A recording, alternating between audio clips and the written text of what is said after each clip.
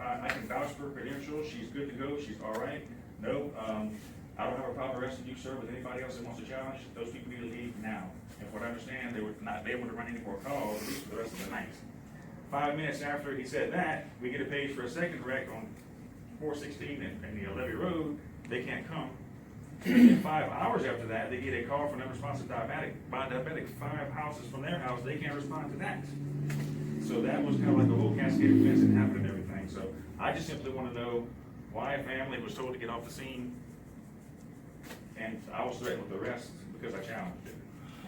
And I'll add to that. When I got on the scene, so we were second on the scene, Ms. Houston was the first on the scene.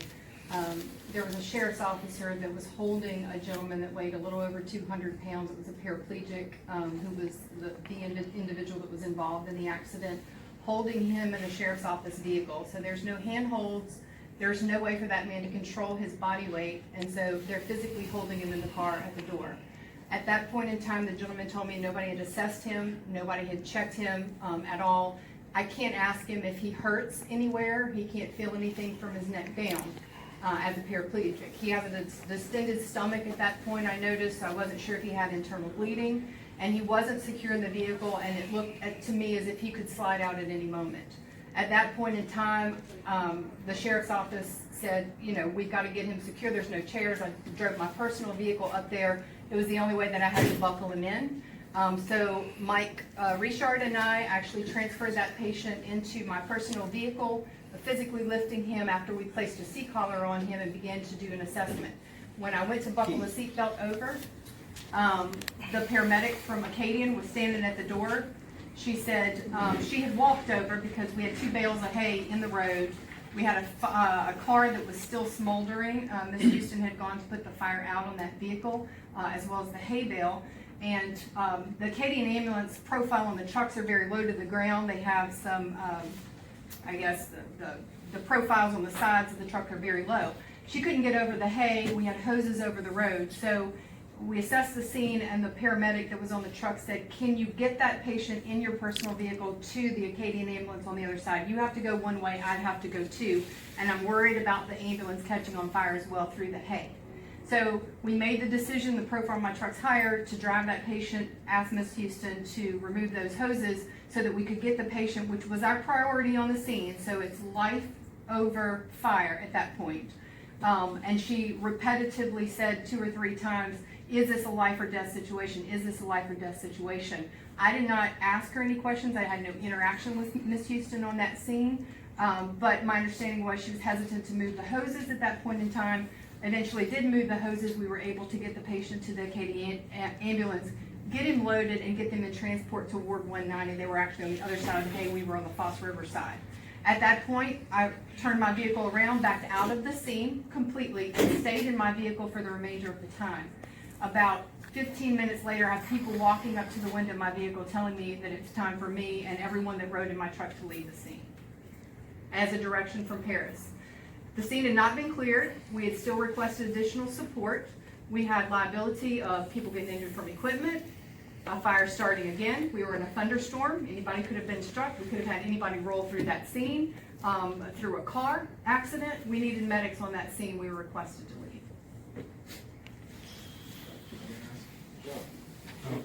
All right, so this is the call report from the actual scene.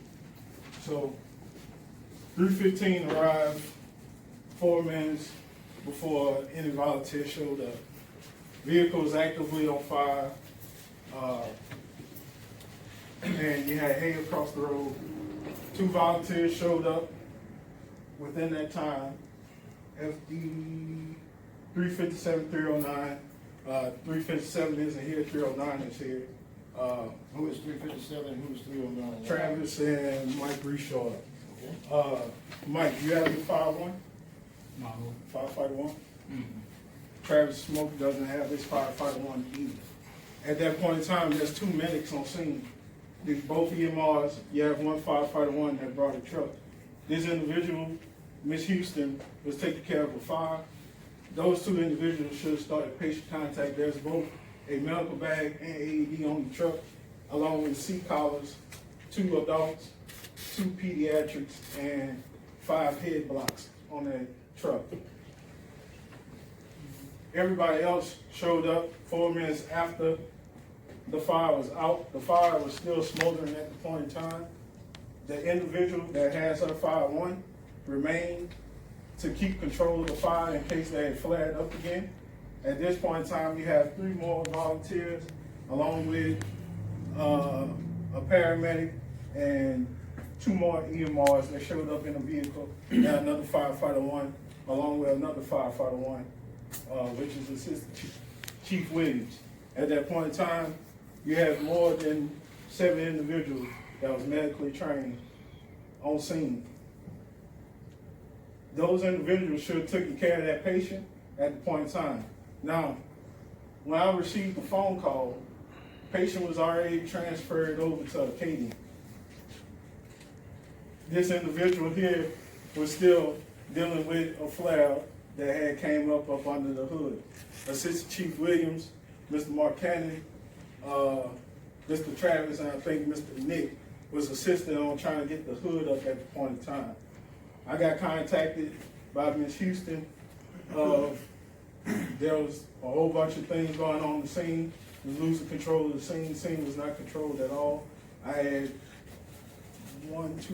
had 3 officers on scene. 4.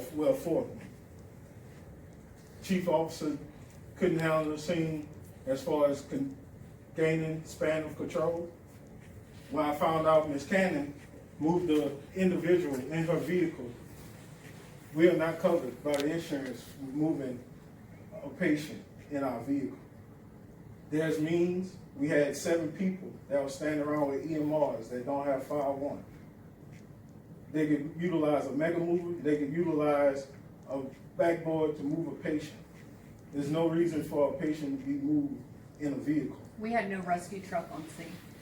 Mr. Keith, is it conducive for us to move a patient in a vehicle, personal vehicle? No.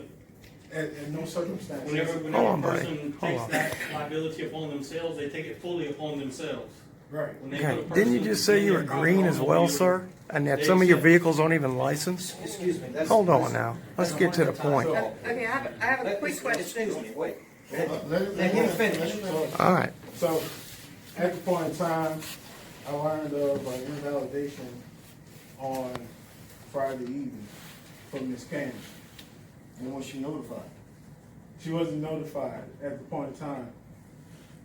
Like I said, at that point in time, that was on me. But at the same time, I called the director today and I asked if the person that was current on the under the administration to approve affiliations was still current. And she told me yes. She gave me a current email. That current individual was Assistant Chief Don Williams. He has been taking care of the affiliation for the past 3 years on LABMS. So did you notify Keith that? Yeah, I did at that point in time. 2 requests had been made in January and in March for the affiliation to be switched from East Baton Rouge EMS to Point Coupee. Because they did not approve it, they both timed out. So it was on the department as to why my status went inactive, even though my licensure and my CPR are current. And I was never notified of neither one of those applications. But you Wait, stumbled when did it across go it. back to? I'm sorry? When did it go back to? January and then again in March. When it wasn't Wasn't approved here, in January, we had a change of chief, I resubmitted it in March. Okay, so it wasn't approved in January either? Or March, So January it didn't get taken care of? or March, correct. Okay. But immediately, Okay. when I put the request in, I asked who had access to the system, and the only person that was still listed for this department, which has not been kept current, which is the chief's responsibility to make sure that is current in that system, because it does hold all of our credentials, was Don. So I called Don, he immediately responded and approved the affiliation. But at the same time, I talked to Miss Susan today, not Miss Sandra. Talked to Miss Susan, I asked her if I had any liability on that, and she said if she had the rule, it was 40-60 and 40 on my end. Against or in favor? So in other words, you was wrong for what you had done. No, I was That's the what you're 40. saying. I was the 40. You 40 or On the good? on the good, yeah, 60 on the other end.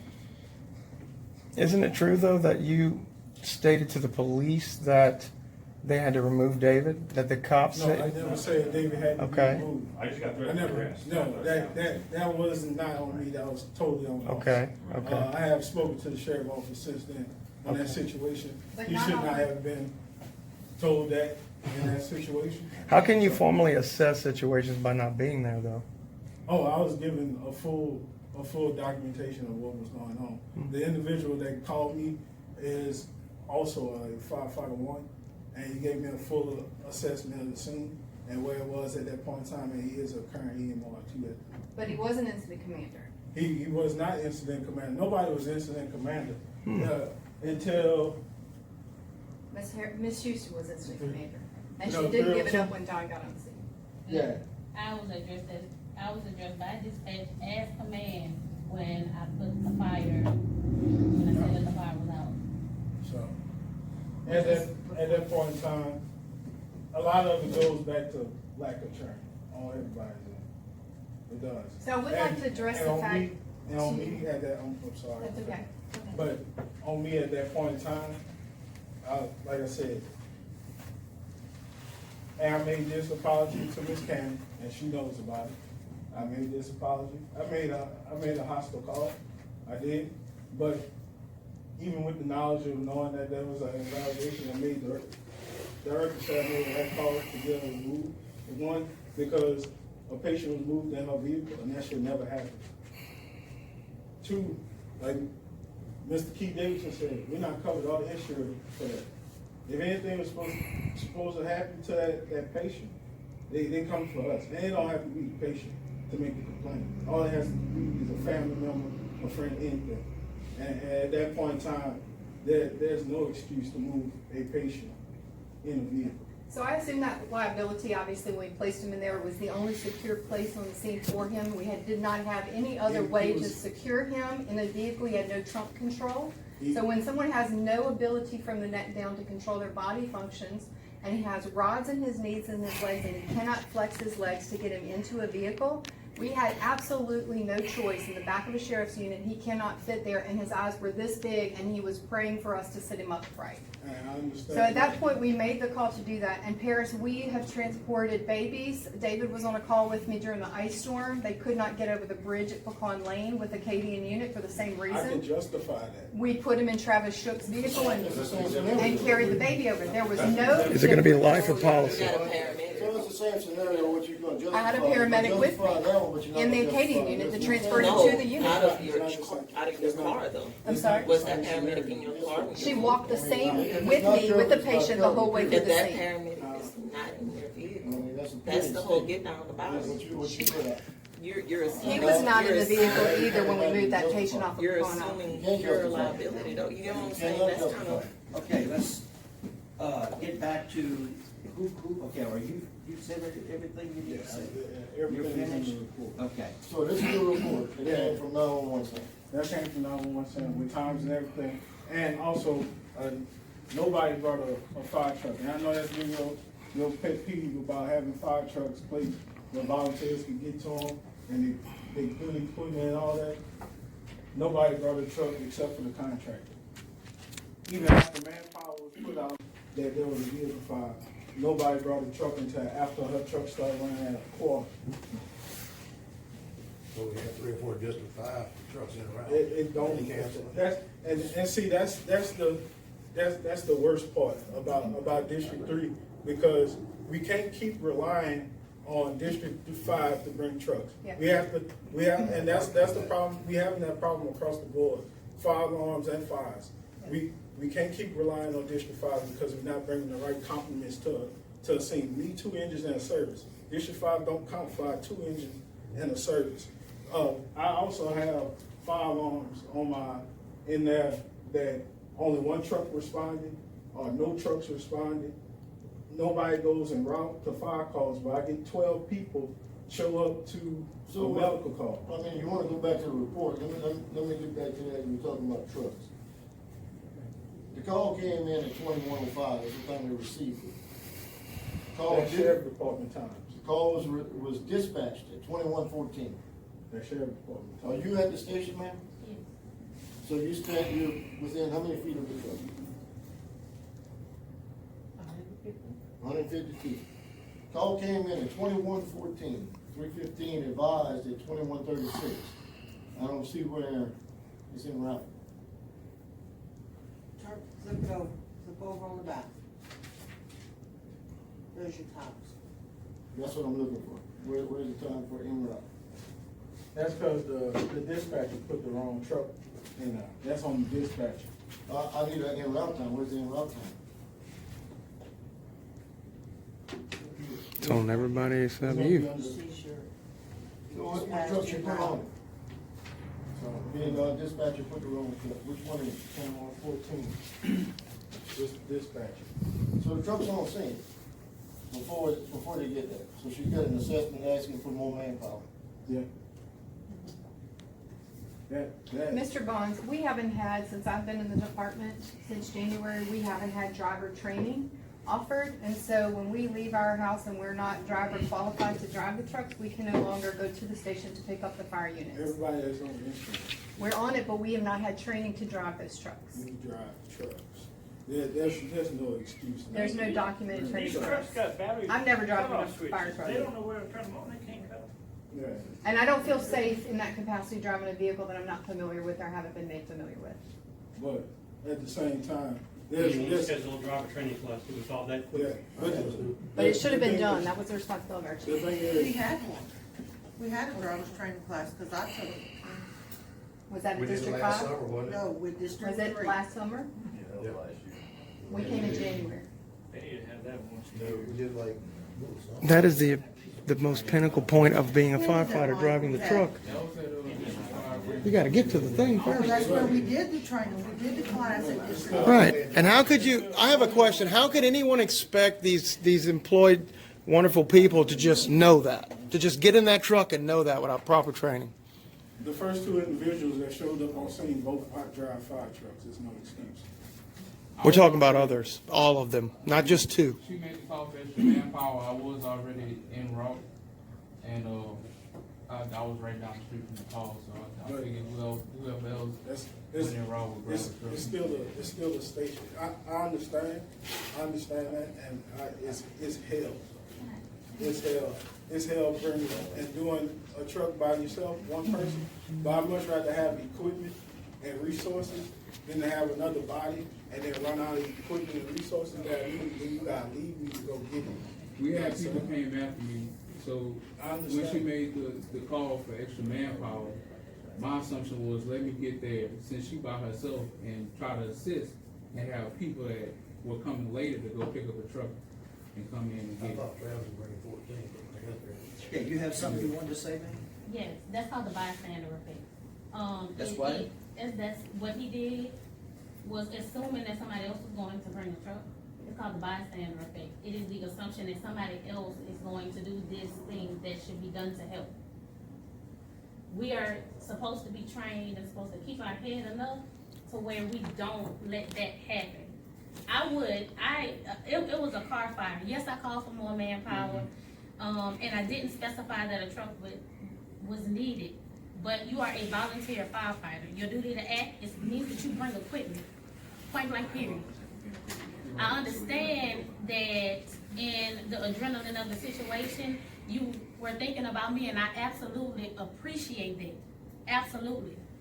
I understand that you were worried about my life, but I would much rather me have an abundance of equipment that I know how to use to save myself and the others around me than to have one truck and deplete that truck quickly. If I may continue, and I can address a lot of the Okay, things that were said. Hold on, if you don't mind, are you Lorenza? Yeah, Okay, because your name is down to talk next. So, it's gonna take more than 3 minutes, I apologize. you pretty much finished, I got David? one more comment to make, just one more comment. Okay. In keeping with the professionalism of our fire department, we are professionals, we're volunteers, we're professionals.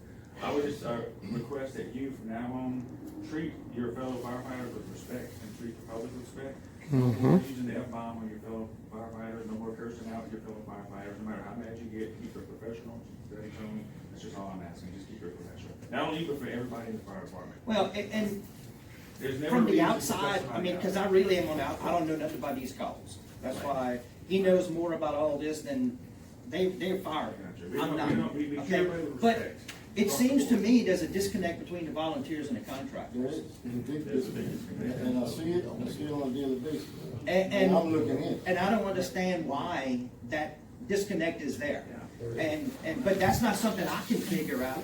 That ain't for me to do. Y'all gotta figure that out. It's, to me, I don't think this department is functioning as one and trying to, in a team, if one person drops the ball, the other one picks it up and continues. It's not happening. It's all about, let me get this, come behind here and get this one from behind and this. It's not gonna move anywhere like that. We're gonna continue to go down. And who's suffering? Me as a homeowner, you as a homeowner, you know? Absolutely. Okay, just a few minutes and then Don, and then we're gonna go to Ms. So, and that's the thing that's been grinding me the most, from the volunteer side. I have more individuals that go to the stations and take pictures and then leave it like that. You know what I'm saying? We all work as a team. I had two contractors. 318 deuce and a half was charged in the actual hose ring. Left dirty. They came back to the station, even after all that happened on Sunday night. She came back to the station on Monday. She came back to the station on Monday, pulled everything off the truck, got the hose clean, drained the hose, drained the system, and put it back on the truck. They didn't take no pictures. They didn't call no board numbers. And circumventing the chain of command is a huge, unacceptable thing. And I've been getting that done to me.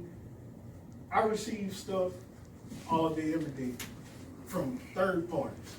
Not volunteers calling me, and I don't know what it is, what y'all have, but I didn't create that division between us, and I don't plan on it continuing that way. So if you're gonna be a volunteer, you need to have pride and ownership and understand that, hey, just like if y'all go to a fire at 3 a.m, you dirty hose, somebody said, like Tim, he gotta go to work at 4:30. Hey, if Tim brought 3:15, the hose dirty, he can't clean it. I'm not gonna expect him to be late to work for his volunteer job. That's crazy. But I do expect him to, hey, leave a note for the contractor. Look, I'm sorry, we had a fire. And they understand. It happens in the city all the time. I come behind shifts, they dirty a truck, I got to clean it. I didn't dirty it, but I got to clean it. They have to clean it. Even if y'all run calls all night and y'all don't clean the trucks because it's midnight or 1 a.m, 2 a.m, they gonna clean it. They gonna clean it, they gonna re-rack hose because I expect them to do it. Well, I expect the same thing if she gets a fire at 7 o'clock and she's topping out at her hours for the week. I expect my volunteers to come in, hey, Saturday, y'all, I know the contractors have fire, they have a few volunteers, let's go to the station and get this truck cleaned up, get the hose put back on, if we need to put new hose, and then go fill the truck up and put it back in the station. Because these trucks are for the community. It's not for us to use as weapons against each other. And that's the problems we have right now. So although I appreciate your comment on that, when you research somebody's credentials and you know that it hasn't been affiliated, one, you have the authority to change it when you're on the phone with her. Two, you have the right to call Don and ask him if he could approve it because you knew he was the approver. Or you had the ability to call me and I could call Susan Bailey directly and get it affiliated. But you chose to wait till I was on the scene to do it in a manner that was not conducive to this department on a scene that was active. Second, when we've had conflicts in the past, and there has not been any, I don't have any issues with any contractors that we have on site. But my vehicle had $1,700 worth of damage by Miss Houston on a scene. There was never any togetherness brought together, hey, let's try to resolve this issue. I literally stayed in my vehicle on that scene, one, because I'm not a firefighter, one, but two, because I didn't want to have interaction with her, because I sat in my vehicle and watched how she treated every single person on the scene the other night. It was horrific. It's worse than I've seen in 28 years. And On scenes. I understand that, and you brought that It's concern. unacceptable. You So when brought we that talk concern about too. divide, it comes from leadership. If the leadership respects volunteers, respects contractors, and does conflict resolution, absolutely this department will be together, but that is not happening.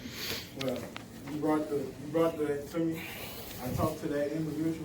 I handled that situation as best as this is gonna be. Because like I said, there was a lot of things that went wrong on that scene. And like I said, she accepts what she done. I have not received the acceptance. I still have on the- $1,700 worth of damages it's not covered. Well, I We'll talk understand, about that. I understand that, but I submitted your claim, and the time that your claim was submitted, I was in sick leave, and I expressed that to you, and I told you when it was gonna get sent in. I have no control how long insurance companies investigate the situation.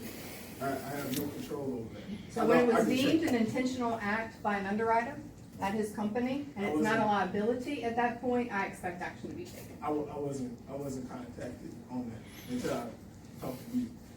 And even then, you received that information and never relayed it to me, so. I related it to you as soon as they called me. From a public standpoint, by the way, sir, I want to let you know that my name is Shane, by the way. Thank y'all for letting me in. My duty as a public person, doing the work for the people, is to learn to bridge gaps in situations like this, okay? Now, here's the problem that I'm having with it, because I can come and audit you guys on scene. I can film you at your job all day long in your official capacity. And while I'm on scene, what could happen is, let's just say that problem with the officer comes into play, and it's escalated versus training coming into play and not de-escalated. I could wind up being tased, brutalized, go to jail for nothing. So let it be a lesson learned that 17 days wasn't down there videotaping that, because when that comes out, and we've got people on public servants that are treating the public and each other like mess, that's not going to go well for the department when 100, 200 phone calls come in and say, we pay for this, we want to know why it's not getting resolved. So, like I said, the situation she's speaking of, I was probably like 4 or 5 days. it's understandable, totally. I understand it. So a lot of my post-analysis and post-incident classes I have to put together, Yes, sir. that a lot of that comes with, well, a lot of putting materials together. So I got to call dispatch, request for recording. Same way this individual has to request for public records, I have to request for public records. Could that have been delegated to your assistant chief that you had appointed? And it didn't have to wait 30 days for that to happen? So, Public records requests are 10 days, by the way. They're 10 days, by the way. I won't put that out publicly. We'll talk about that privately. Just so you know, sir, public records requests are 10 days, and you don't have to have an attorney, none of that kind of stuff. You have to give it to the public. That's how we control what government does. So as he may have, anybody that requests it, when someone starts to say, oh, we got to look at all this, there's a discrepancy there, all right? I just try to make sure that you understood the your part in difference it. I between understand being that. informed Yes, sir. and trying to scrutinize somebody is. I totally understand that. Yes, sir. So that's where I fell in, and I, like I said, same way with that situation, the individual didn't bring it up through the chain of command and went straight to the board about it after learning it, instead of talking to me about the situation. Because I know everything that happens in the department, and like I said, a lot of things don't come with open lashings. It happens privately with that individual, just to keep the keep it private between me and that person. It doesn't always have to be written on the wall. Oh, this person has been sent home. This person has been fired. Well, it has to be because it's publicly funded, so. Well, But all I'm saying is this, the people want to see everybody in here to work together. Right. To sit down and resolve it, not bicker about it, but bring up the pertinent points. So like number one, real quick, the cop on scene, that's a violation of constitutional right. So you don't have you don't have an articulate, reasonable suspicion of any sort to tell that man, I'm going to arrest you. He shouldn't have done that. Yeah. Right. So see how that escalation, that training is so important. So We there take you it go. home. But I take that. So I what take you that. could have Yes, done, sir. Paris, knowing that I was affiliated with the department and knowing that you had already called the bureau and found that my status had not been affiliated, you could have deputized me, just like that gentleman said earlier. I would have been covered on the scene and could have continued in my capacity, as well as the other 3 people that were in my vehicle that you asked to leave, that were not. And we would have had medical support on the scene. And for 2 calls that were actually, you denied care to the public as a result of your decision. Like I said, we discussed, I apologize about that. I understand On that. the grounds of why I did. But you knew, and you maliciously did it anyway. Apologize to the gentleman that got suffering from it, okay? All right, so this lady's been trying to say something. You have just a minute, and we're gonna go to her and then move on. Just Okay. it's quick. All right, so basically all that I'm getting out of this, and I'm not here to represent anyone, I'm pretty much a neutral party. This is the whole get down about it, and I completely understand exactly where everyone is coming from, but like it was being said, it's for the best interest of the public, the community. That's who everybody in here is working for, including myself, whether it's professionally, on the clock, or off the clock. That's the biggest thing. Of course, you want respect across the board. You have to give respect across the board also. But here's the thing also. Okay, you guys done had y'all problems. He done said he's sorry. Y'all done said whatever y'all done had to say. We kept harping on that. What are we gonna do to move forward? That's the biggest thing. We done talked about it. Y'all done hashed it out. I'm sorry. You done got the text. We done said this 3 and 4 times in different ways, using different words.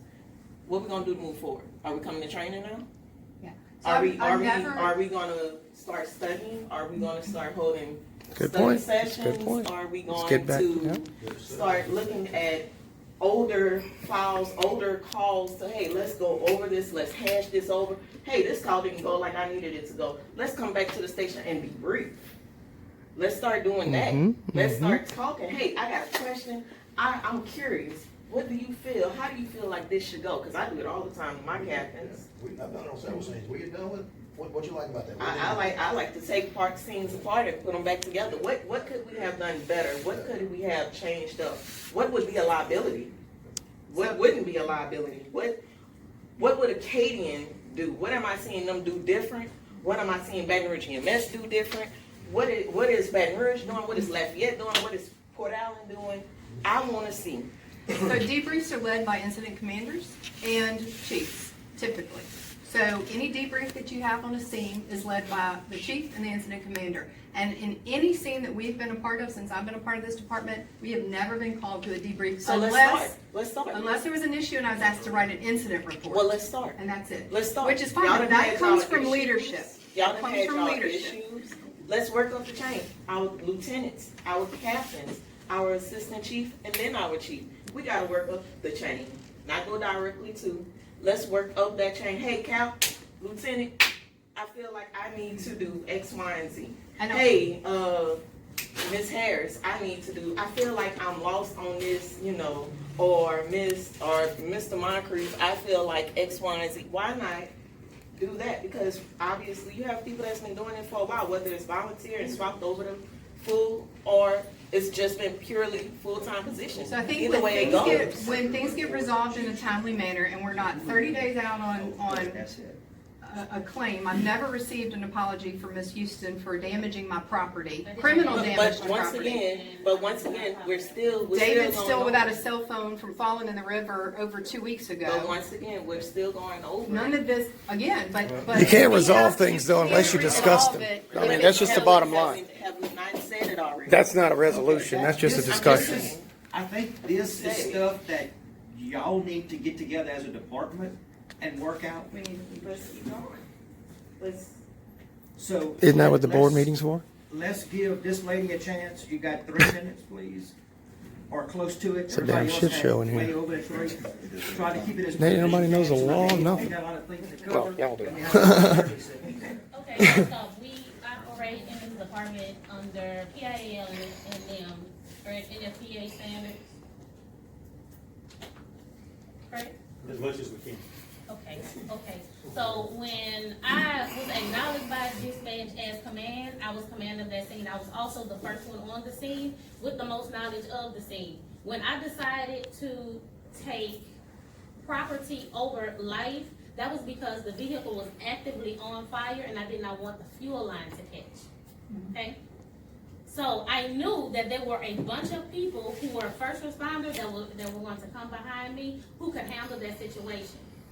When your daughter came up to me and asked me if I could shut down the line to move the patient, you had the option to spine-board that patient, move that have a Acadian clear that patient with just a seat collar and move them on the stretcher to I didn't make that color inside, and neither did you. Acadian did. Let her finish. The paramedic did. Ma'am, if you don't mind, give her I a sat chance. here the whole time Sure. and did not interject. Sure. I would like the same respect. I will first and foremost like to apologize to David, your husband, your daughter's boyfriend, and Mike for getting emotional on scene and losing my cool. One, I Thank did you not so tell, much for I saying did that. not I tell the appreciate cop that. to I remove did. anybody except Miss Naylon because she was standing in the direct way of my stream. I was spraying a hay that was still burning that could have caught the fuel line, and I didn't want to hit her with superheated water. I took a calculated risk allowing Mr. Canning and her boyfriend to even help me with that process. That was my first thought, is to protect her. She's standing in the hot zone. I need you to return to your vehicle. Those are my exact words to her. When she started fussing with me, and this is after the patient had been transported, there is no more medical on scene, okay? The only thing that on scene that you should do that it was medical was set up a rehab for the people who are actually working. And that's fine, and that's done on the edge of the warm zone and the cold zone. So why was it a calculated risk for Mark to put on fire when he has firefighter Excuse me, one? wait, are you finished? No, I finished. It was a calculated risk. That means that I calculated the risk that I took taking command of the scene, and I was able to accept that responsibility. He knows what he's doing, and I'm going to say it was the right move, but it was the best that I had at the time. I was working by myself until Mr. Williams showed up and was very wild with the tools, especially the Halligan that's full metal, and he almost hit somebody in the face while trying to dislodge the hood of the vehicle. I asked him to calm down several times. He decided to get aggressive with me, so I got aggressive back. I know y'all don't know me and I don't know you. And I apologize for the way that we've been introduced. For the simple fact that I'm very serious about my job. I've been fighting fire and in the fire department since before I knew what the fire department was. I'm very serious about this. This is the only profession that I have where my emotions are tied to my job. So me looking out for you aggressively, I'm not apologizing for it. Me looking out for you aggressively, I'm not apologizing for it. I apologize if you do not like my style of communication, which is very upfront and cut, because I don't play games. I apologize if you don't like that, but I will not change who I am. Okay, well, the policy says you have I to. communicated very effectively what I needed because your daughter's boyfriend and your husband got me what I needed when I needed it. I was communicating effectively with the people who are conducive to mitigating that scene to the end. I'm gonna say that I have been a part of a department where I went from auxiliary to volunteer to firefighter one certified. I see on scenes, and I've seen the growing pains that happens when there's a transition in power. I am not gonna say that I handled the scene right. I am a flawed individual. We all are. But my utmost priority on that scene is the same that it is for me, to go back home to my children the way I came to the station. Point blank, period. And I understand that using profane language, but y'all wasn't getting the point. I was in my vehicle. I was never. You was in your vehicle because you were holding a grudge. Absolutely not. The point doesn't make your policy, though. Your policy states you can't act like that. I'm not done. Excuse me, y'all, let's Because respect one each thing in the fire person. service Absolutely. that we harp on is family and brotherhood. Families have spats. That's cool. Families have Get it. issues. families work through things. There's been no willingness for anybody to work through anything since I started working in this department.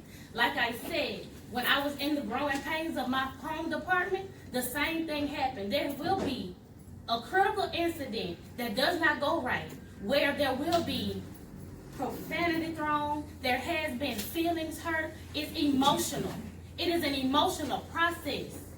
Because you are used to one thing and you're changing over to something that you are not familiar with, and it makes you uncomfortable. The first emotion Then you should that quit you your feel job. is that unsteadiness, and you lash out, and that's okay. That I know that y'all responses to this process are not directed at me personally. No. I do not take issue with anybody in this room over things that have happened. Because if you had my phone number and you were to call me and say, I need help, I'm coming. We can have a knockdown, drag out fight. I'm coming. Point blank period. And I'm bringing somebody who know what they're doing with me. All day, every day. But you have not chosen that route.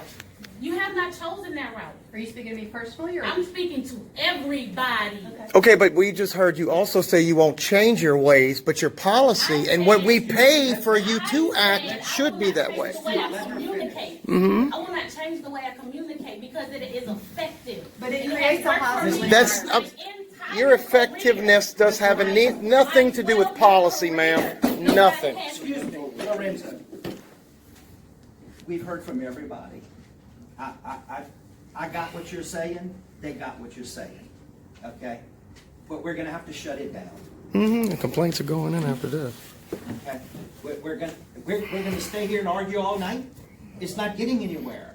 We need to figure out what we're gonna do as a resolution, instead of continuing to argue. Is that right, Mike? That is correct. So if the complaints go in, are we violating a law by not staying here till midnight listening to complaints? You don't have to listen to the same thing over again if there's anything that we haven't heard, as I really the board, because it doesn't matter what I'm listening to, but what the board has to, it's really the solution is to come together and go up the chain of command, because the board doesn't decide what happened or what they want. They can talk to the chief, and that's where it ends up. It's gonna end up, because he's the one that's ultimately responsible as the chief. And he's already indicated, everybody's made mistakes here, and I think in every situation, that's gonna happen. But how do you fix it? Because saying what happened ain't fixing nothing. And it's a matter of how we're gonna try to work together down the road. You know, and it's not just, y'all are talking about volunteers versus contract. That's not all it. You also have how you deal with the public, how you deal with Acadian. I mean, that's one of the biggest things, especially when you got firefighters and you got medical at the same time. When Acadian gets there, what Acadian wants, what Acadian's saying to do, who's in charge of the scene as far as the medical. That's something that needs to be worked out. Not complain about what happened in the past, because we see what happened in this incident didn't work out to a good result. And I think that the board doesn't decide that. The board has nothing to do with that. The board can only tell the chief, this is what they expect and this is what they're going to do. Because basically, as you stated earlier, y'all basically just financial. I was the chairman of District 5, not by choice, and I got begged to do it, and I did it to solve a problem, and I got out as quickly as I could. But that's the same thing. The board can't solve problems between people. Even if it's personality. And, effective communication, one thing. Hey, the situation happened, it did. How do you make it better next time to work together? Because it's always going to be a transition. Get somebody new that comes in, they're going to have that. And I hear all of the issues, and I see that it's going to be a great problem that needs to be fixed. Because I think everybody's looking for one goal. Arguing about it's not fixing it. That's right. Getting together, meeting, trying to technically get the parties back together as far as looking at it from different angles. How are we going to respond next time? And I've heard a bunch of suggestions already made. I just don't know how you fix the conflict that's still there. Thank you. Okay, thank you. Okay, so thank everybody for your comments. We're gonna move on to reading of the minutes or accepting the minutes of the last meeting. Everybody got a copy of the minutes? Okay, does anybody have any questions? Do we have a motion to approve the minutes? Motion by, who said that? Mr. Huey. Motion by Mr. Huey to accept the minutes of the May meeting. A second? Second by Timmy. All in favor? Any opposed? Okay, motion passed. All right, Secretary Treasurer report. I don't have anything. Y'all all signed the bank statement. Okay, I'll have a copy of the bank statement, okay. bills have been paid. All right, do we have a motion to accept the Secretary of Treasurer report? Motion by Mr. Bond, second. Second by Timmy. All in favor? Any opposed? Okay, motion carried. Old business. SOPs, SOGs. Wait, you skipped the chief's report. Oh, I'm sorry. That was kind of intentional. You know, packet like this is the chief's report. It's on Okay. Thursday. Oh, you put everything in there? I know you used a whole bunch of time. I know. I copied everything you had. So, I You got did all- 5. DVD of player. it. Is that what you did? I'm sure you did see. No, I haven't. I'm gonna make a motion, we put the chief's report in executive session. Okay, motion by Mr. Bond, second by Mr. Cash. All in favor? That's to move the chief's report to the executive session. All in favor? Any opposed? Okay, motion carried. Let's go to old business, SOPs and SOGs.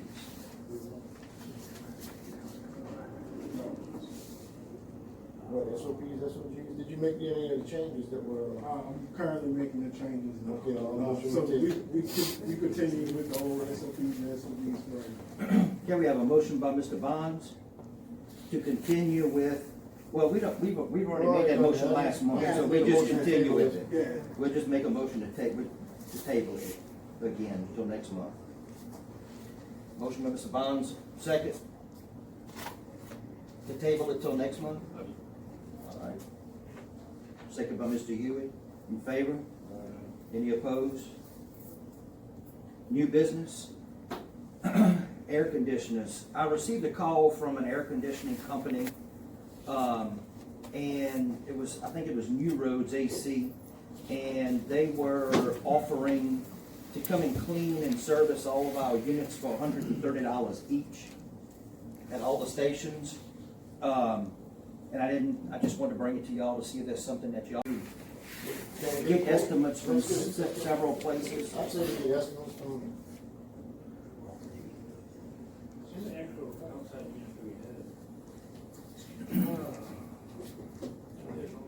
We don't have none in Island Station. We don't have.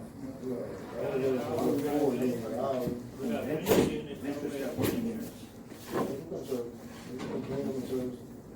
So anybody in particular y'all want to get estimates from? Give Ken a call. Okay, so we'll call Ken Vosberg, and then we already have it from New Roads AC.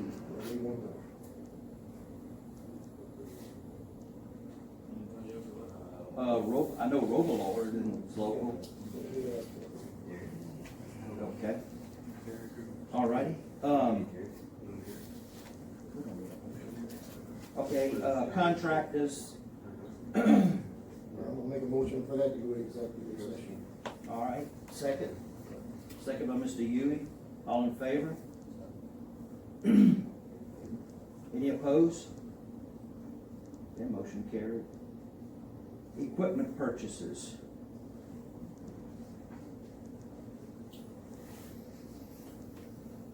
Do you have estimates? The third one didn't give me one. I got two currently right now. One is BGS. It's just one tool. And now I have the batteries included into the quotes here. It's Homatra tools, copy tool set, and then round package. This is not the one that came yesterday, huh? No, just so this one here, I've been giving the guy, he's been holding this one out for me. This is the first one I look for, so these prices are still good, but it's just for one tool. This one here I got yesterday from MES for Hertz Tools. This includes 2 sets of tools for both cutters, spreaders, rams, a windshield cutter, and then an actual K12 with the batteries that go along with it, and everything you need. We've had two presentations on them, to go along with extrication classes that we had. And so the guy gave me a quote versus off of, exactly what we need for the. For the extrication class on which two, on both of them? On the Hirsch tools, the Hamatra sets, the guy couldn't come give a class, at the point in time when he was trying to set it up back in, this is what, April? Yeah. Cause you're talking quite a big difference on money. Yeah, well, one is only priced for a, for only one tool. Yeah. For only one tool. But I'd like to see how it works before we make a decision. So all this is one package that matches what this is? No, he couldn't give me, he didn't give me a whole package, only when I requested it again from him, so that's the one I had on file. So he's working on a package on this. He's working on that. Okay, and can you get one more for the next meeting? Yeah, I get one more. Okay.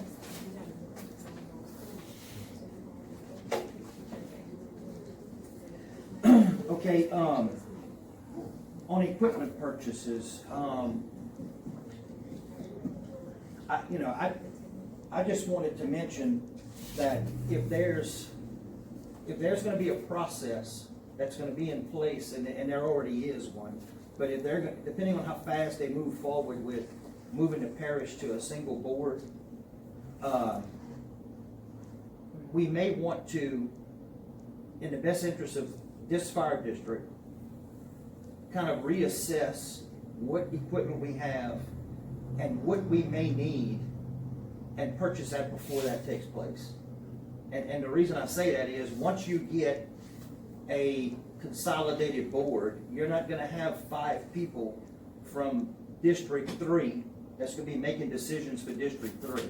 It's gonna be spread out, and so different pieces of equipment like the extrication equipment and anything else that needs to be updated, we may want to look at. I'm not talking about going out and spending, all the money, but if there's anything that we think we may need, it's going to be easier for us to do it now before they take over. So that's just something I just wanted to kind of make y'all, have y'all thinking about. Yeah. We got a few months to think about it, so, we can put our heads together. Yeah, I don't think it would happen until January 1st. But that's, something we need to look at. Is there anything else on equipment purchases? Okay, firehouse resolution. We needed to update the firehouse software, and it wasn't the main software. It was so, correct me if I'm wrong, Paris, it was so that you could communicate with 911. Yes. And the reports would coincide. Yes. And we had a bunch of stuff that was on the cloud that had been lost on the cloud. Yeah. When they had a computer reset or something, or a software reset, they thought that a lot of information had been deleted, and that wasn't the case. No, it was there. It was just on the cloud, and they had to get to it. But we did do a informal resolution by text with all the board members because he needed to get it done right away, and there was no objection to it. But we need to go ahead and do a formal resolution tonight. Isn't that right, Mike? I would agree. Yeah. Okay. So do y'all remember Yes. what I'm talking about? $1,400 for a firehouse? Okay. So do we have a motion to accept paying that invoice and the purchase of the renewal on that software? But formally, we need to do it formally. I'm gonna make the motion. Okay, motion by Frank, second by Mr. Huey. All in favor? Okay, any opposed? All right. Do we have a motion to go into executive session? Do you want to be with Twerks first, or? Do you want so to speak. You really didn't need to do anything on anything except be here for our assistance, right? Right, and there was one other thing that I could report. I mentioned it to you, Yeah. but I just mentioned it to you. The board had recently requested me to contact the ethics board and ask a number of questions. And just so that everybody's clear is what the ethics board does, it's an opinion. I've talked to, I'll say other members, not board members. What the ethics board do, they give an opinion. Everybody's got an opinion, you don't have to agree. The ethics board is out there, and most of that is volunteer.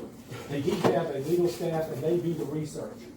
So they do not give any opinion whatsoever on any past acts. So I assume that a lot of the questions were a continuing question that still was arising or will come up.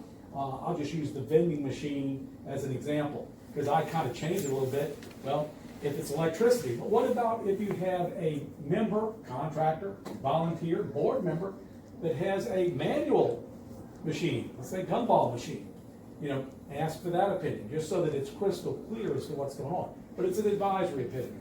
Okay, I've had dealings with them before, got involved in a lawsuit regarding Waterworks District Number 2, and I'll say the police jury then, and the ethics board, and I didn't agree with their opinion.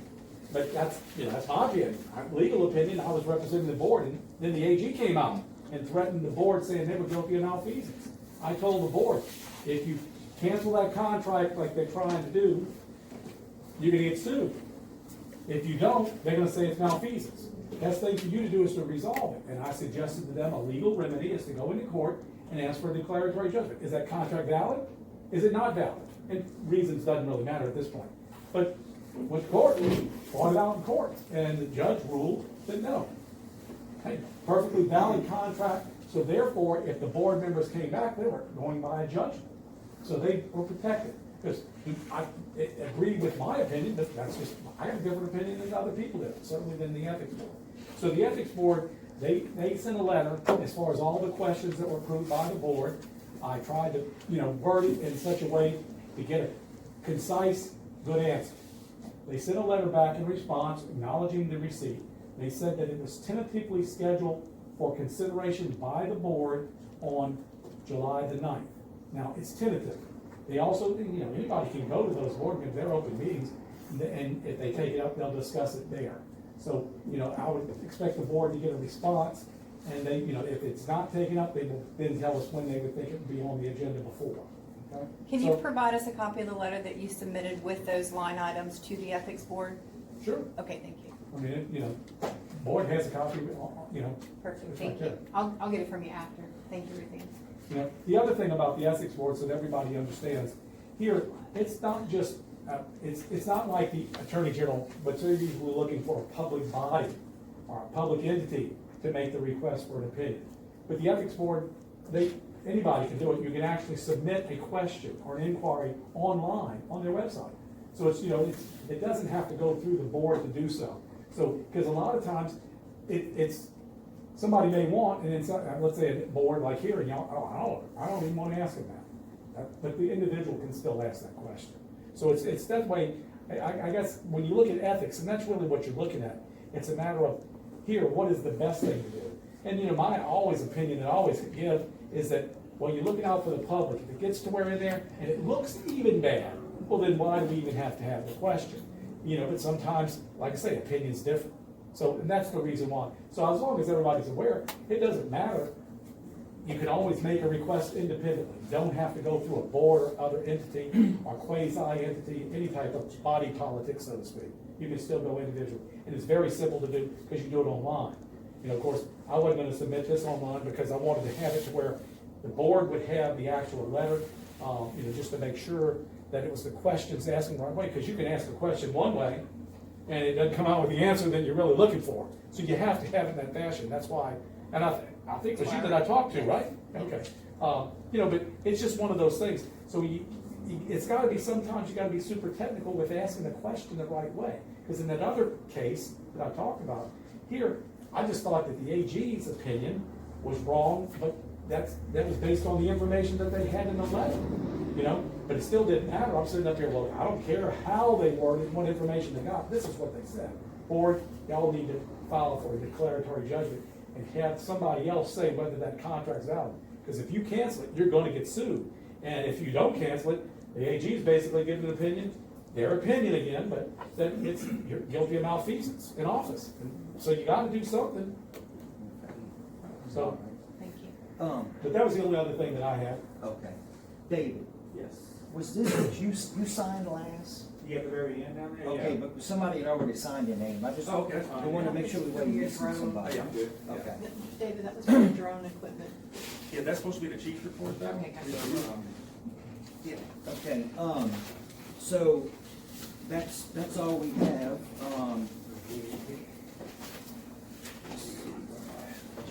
Okay, so now did we never made a motion to go into executive session, did we? No.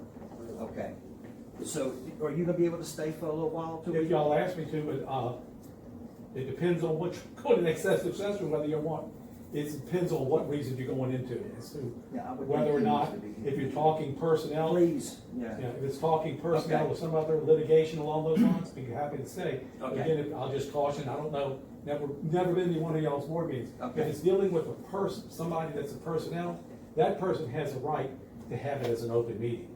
Even though y'all decide, we want to go in executive session and discuss it, but it's up to the individual that's being discussed, and provided they were given advance notice and everything. Okay. You know when they put it on the agenda, so. Contract? Yeah. Yeah, I wanna, So it's about the ships and about the chief. Okay, so he's gonna be in. Yes, he's gonna be in. Okay, all right, so do we have a motion to go into executive session with the board, the chief, and the attorney? Okay, motion by Mr. Yudi, second by Timmy. All in favor? Any opposed? All right, motion carried. Joe Wood.